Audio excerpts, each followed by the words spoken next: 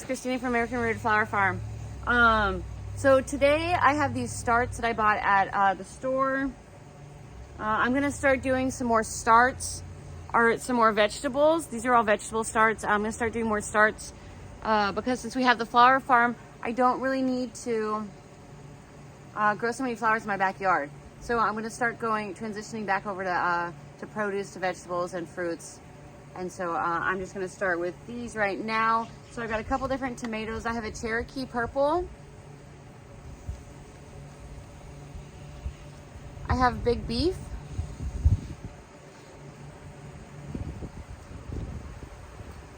And I have two Celebrity. I like to have tomatoes in my backyard because I'll make tomato sauce with them. We don't really eat raw tomatoes, but we do eat a lot of spaghetti and stuff with a red sauce. So I use tomatoes for those. And then I also have some slicing cucumbers. And one of our favorites, the lemon cucumber. I have a couple different sweet bell peppers.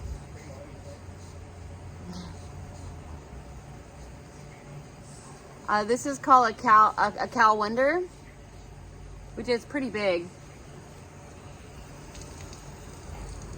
And this one does not have a label on it. So we're just gonna assume, I can tell that it's a bell pepper.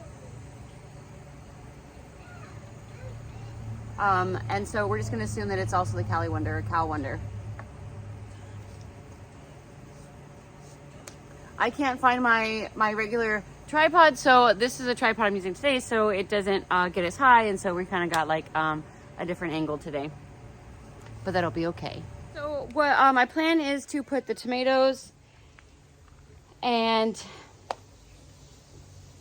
the bell peppers in this bed, which is a bed that I used to have them in 3 years ago.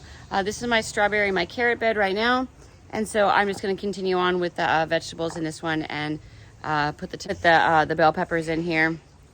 And there's a couple bare spots where the strawberries have not taken over yet, so I'm gonna get those in there. Okay, so let me just jump back in and say real quick that we're in Zone 9B, Oakdale, California, in the Central Valley, specifically in the San Joaquin Valley. So I just reset my drip system. I have 4-inch emitters going to each bed, and they're between 12 and 6 inches apart, the emitters. I've bought them and put them in at different times, and so that's why some are at 6 inch and some are at 12 inch. It was just what I had on hand when I put them in. Right now it's 80 degrees. This week our high is 95, and then we drop back down to 63 later mid next week. And today is April 26th, something like that. So I'm gonna plant the bell peppers right below me. This is a strawberry bed. Below me I have strawberries. Behind me I have carrot that I let go to seed that I'm letting flower right now so that I can use those for cut flowers. And I don't know if I set it, but I did set the drip system to go off every 2 days for 45 minutes. We are a sandy loam soil. I do amend my beds very heavily with peat moss, with perlite, horticultural charcoal, and this year I also tried some gypsum to break up the hard pan and to help with water going through the soil. Dig a hole, and I'm just gonna put in the bell peppers.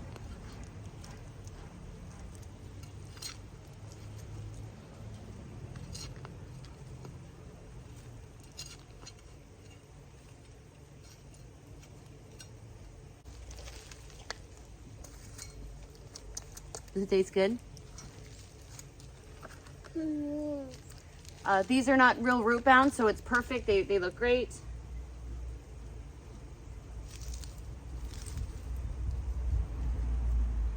And then they're just pressing them into the soil.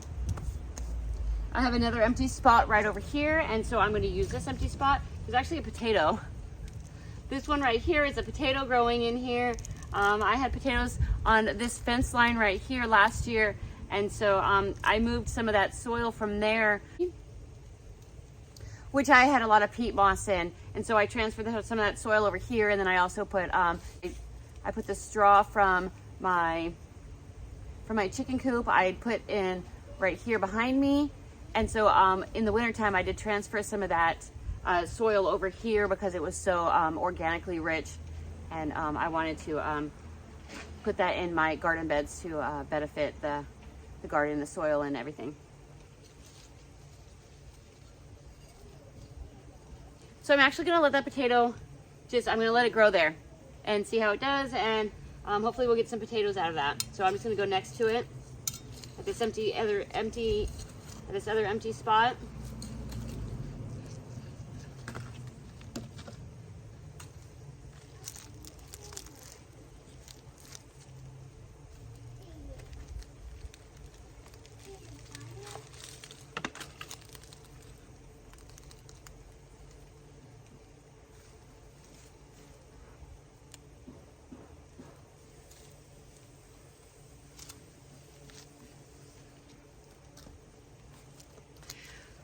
If you missed it before, this is my one bed that I have designated for strawberries and carrots and produce, because all my other beds are dedicated to flowers, for cut flowers.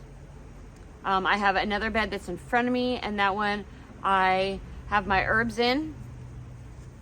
I have mints and fennel, rue, cress, some cilantro, some onions, some basil. Thyme, if I didn't say thyme, I don't think I did. I have a couple different types of mints. I have an apple mint. I have also white sage, and just a variety of herbs that I use for multi-purpose in the kitchen, to smudge and burn in the house for incense, and then also for arrangements.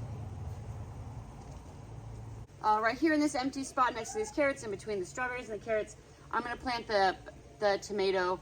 Because it's on the outer end of the bed, it's not going to get in the way. It'll be easy access. It'll be easy to clean up and to prune once it gets really big, and to clean the runners off of it so it doesn't get too big and doesn't get out of hand. And there's plenty of water here. Tomatoes grow very well in this area. We get very hot in the summer. Sometimes we get as high as 117 in the summertime in August, but we typically stay at about 110 during the midsummer months in August, July, and then we start going back down in September and October.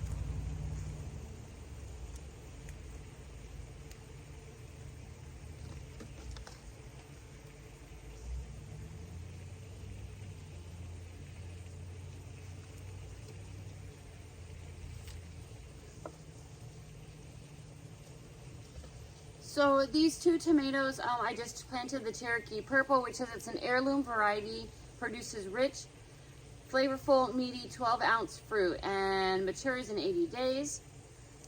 And then the other one says, the other one's a big beef, and it says sweet, meaty beef steak, disease tolerant, may need staking, maturity 73 days. So I'm going to put these tags back in here, these labels, that way I know what they are, just for future reference. To see, for future reference, to see if they grow well, or if I like them, and so that we can grow them next year, or know to grow them, or know not to grow them.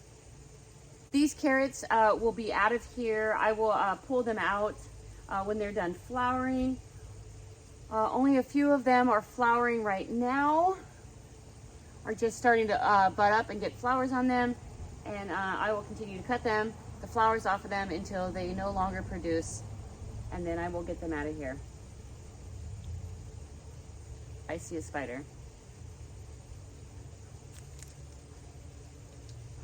And it's an interesting spider. It's like orange.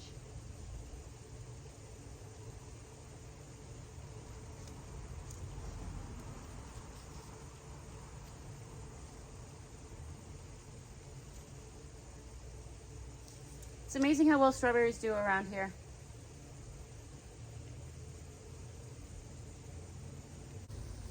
So in this bed right here, I just planted sunflowers after pulling out my ranunculus, and some of them have started to sprout, some have not yet. I only see a few sprouts. That's okay. It's only been a couple days. I've been keeping the soil wet, very moist. That way they will sprout and set root. After that, they don't take too much water, just like tomatoes. Tomatoes don't take much work around here. They will pretty much grow on their own as long as you give them a little bit of water. So I'm gonna put these two other tomatoes, the celebrity tomatoes, I'm gonna put on the outside of this bed.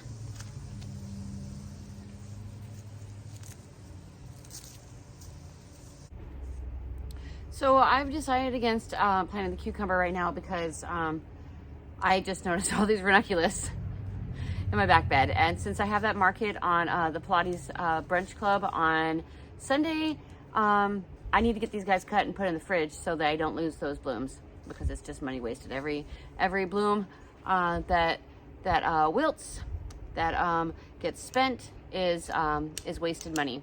So we're gonna cut those guys, and I've got a bucket ready. I filled it up about a gallon of water. So we'll close out this video. I got those ranunculus cut, cucumber, and the slicing cucumber to plant tomorrow. I've got babies awake now, and so I need to play with them now. And so remember, my flower friends, keep your hands dirty.